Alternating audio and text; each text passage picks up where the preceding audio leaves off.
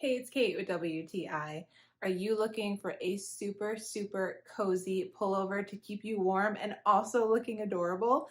Look no further. I have this awesome green pullover fleece hoodie by NEYOUQE and I am totally obsessed with it. So I got it in a size small. I'm usually like a small or a medium. I feel like this fits more like a medium.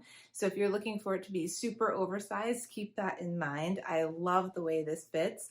It is so incredibly soft. I wish you could feel it, but you can tell even just by this video, right, how incredibly luxuriously soft that fabric looks.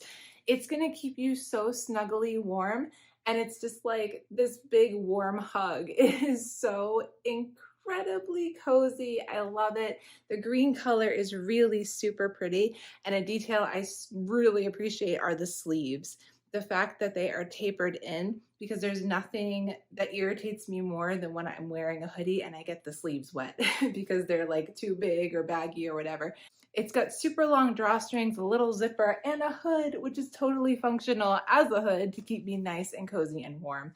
I think this looks really cute with a pair of jeans or with leggings if you want to be nice and cozy.